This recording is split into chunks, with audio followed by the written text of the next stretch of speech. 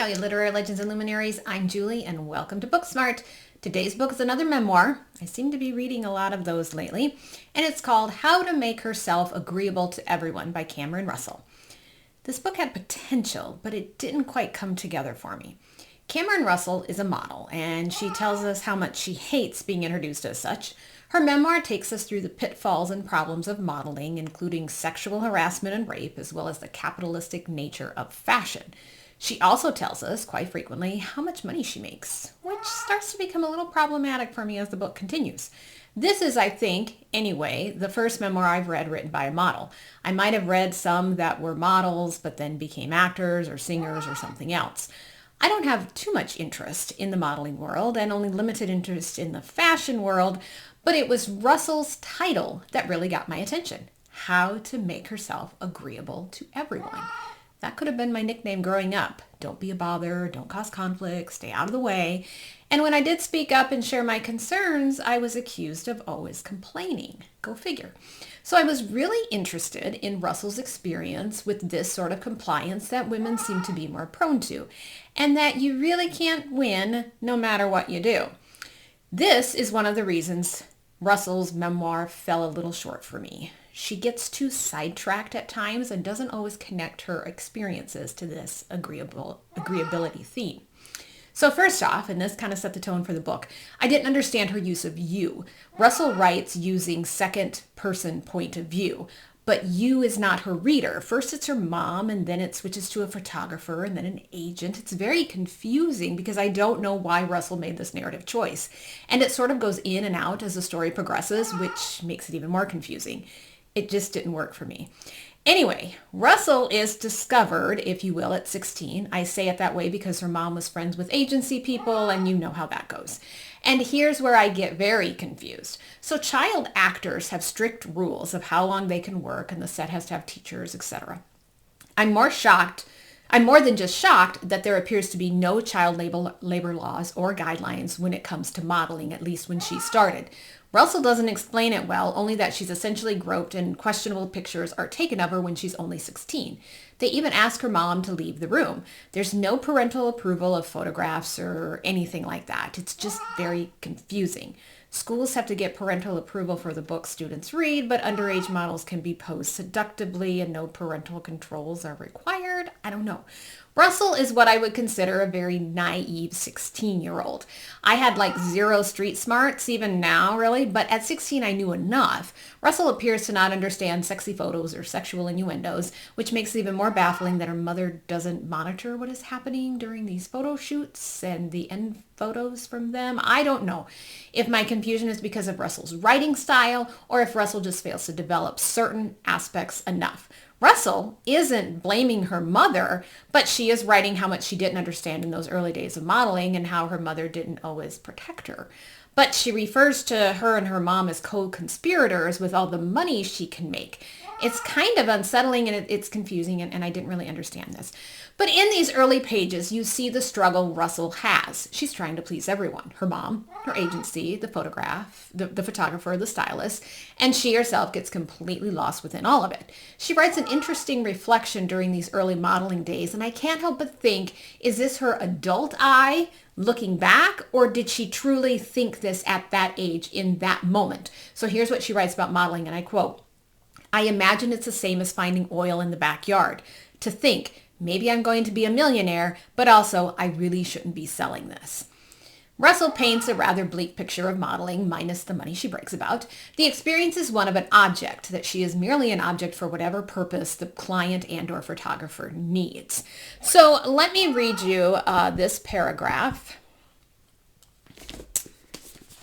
and you can kind of judge for yourself.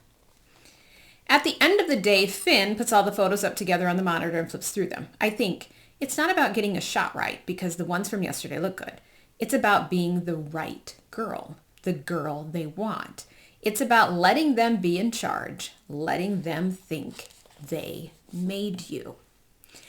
So Russell continues this idea of being the object and how kind of she has a separation between her body and her mind. And I get it. but she starts to sound whiny. She's not even 18 yet, and she's making more per photo shoot than your average middle-class American makes in a year. All of her time on public transportation, the people she has appointments with who don't show up, people on their phones and they're not looking at you when they talk to you. I'm just thinking, good grief. And then it's always cold on set and she's freezing and everyone is staring at her. But that's part of the job, right? Ask anyone the horrors of their career. I could talk for hours about the underbelly of the educational system, so it just seems kind of petty. And trust me, most of us aren't making much money at all compared to a model of her caliber. Now, I get it. She's young at the time. She's experiencing this. But she didn't write this when she's 17. Russell published this when she was like 37 years old. And this kind of stuff continues throughout the book, and it just seems kind of a waste of space, and it makes me question her credibility when she starts to write about more scholarly topics that she wants us to consider in terms of the fashion industry. Russell describes sexual assault, rape, and the tit for tat that seems common in the modeling business. Models meeting up with agents and photographers outside of work where drugs, alcohol, and sex happen, much of which is not consensual. Russell does a beautiful job at writing about the confusion. She's young and doesn't understand the gravity of the situation, and even as she gets older and wiser, there's still the question of, will I get booked again? Will I lose the job? Any woman in the entertainment industry has experienced such abuse and misogyny.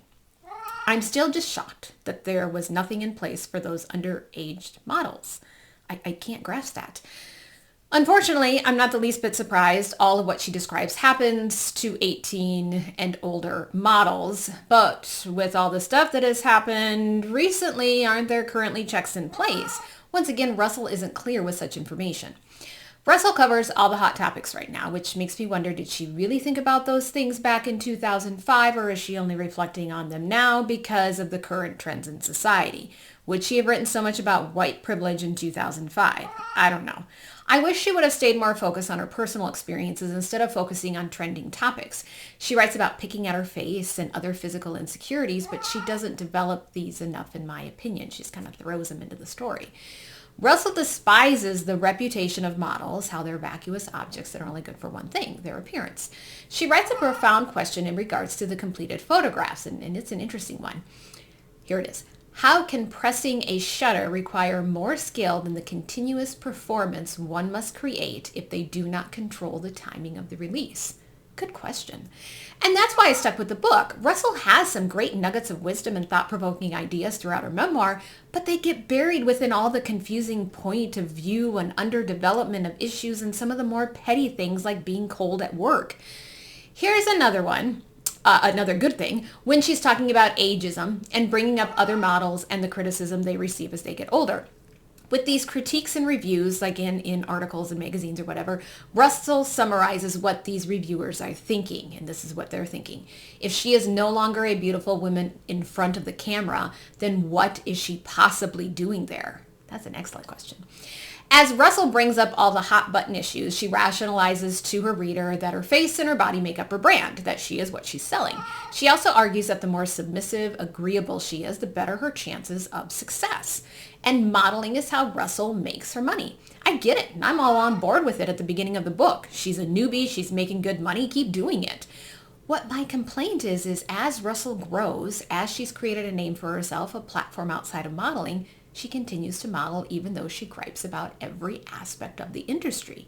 Fast fashion, the working conditions of those making fast fashion, the images that influence readers to spend money they don't have, the perpetuation of white and thin as the definition of beauty. She even writes about the triangle shirtwaist fire. And then she quotes the CEO of Remake, an organization that fights for fair pay and climate justice in the fashion industry. And the fashion industry, according to the CEO, is depleting and violent to women's bodies and the environment. Russell makes it clear that she can make $1 million for a campaign modeling and she's going to take that money. Fine, but then don't whine about all the other stuff. Russell obviously has other means to make money now, for her modeling has given her the attention and the ability to do other things, and it's given her a platform to do these other things. Even if she made $1 million from this book, it wasn't something she could just do in a couple of days. This is why I almost didn't finish the book. About 2/3 into it, I had kind of had enough. She makes it abundantly clear several times that she doesn't model in fur and she sticks to her guns, but then why all the wishy-washy with the other issues? I don't know. You can't have it both ways. If the fashion industry is as horrible as she says it is, then why continue to work in that business? She's got enough money by now. I think she's financially stable enough. The way she wrote about these issues in connection to the money, she makes it just kind of destroys her credibility at times. And let me read you this. And it's toward the end of the book. And it's kind of looping together all of these issues that she brought up. I still feel humiliated when I am introduced as a model. I know sexism informs this feeling. The fact that this industry and this job celebrates young girls makes it a target for derision and disgust. And I know my value, how my experience of embodying a commodity as well as finding ways to resist commodification and working to use it in service of change has equipped me with the ability to critique and help transform a culture of consumerism into one of care. The main job of a model is to learn to predict what feeling your body will elicit in someone else's body. The easiest way to do this is to work within shared stories. It has been argued that there is a half-second delay between image perception and cognition of its meaning, a space and time between when the image affects us and when we figure out what it means.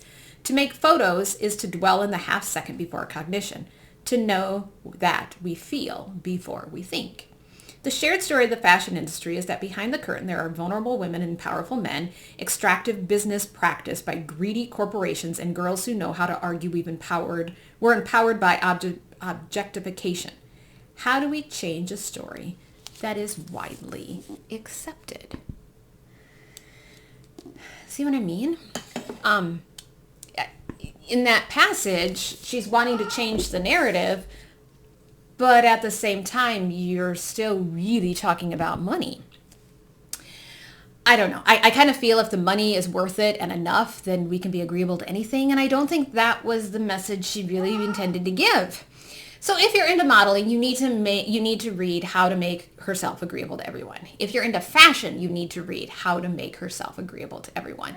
There's some good information in here about the treatment of women, the abuse and rape and overall misconduct, about climate and workplace safety. Just prepare yourself that you're not going to get too much development, and it's going to be a little confusing at times. Thanks for watching. As always, my goal at Booksmart is to get a little bit smarter, one book at a time.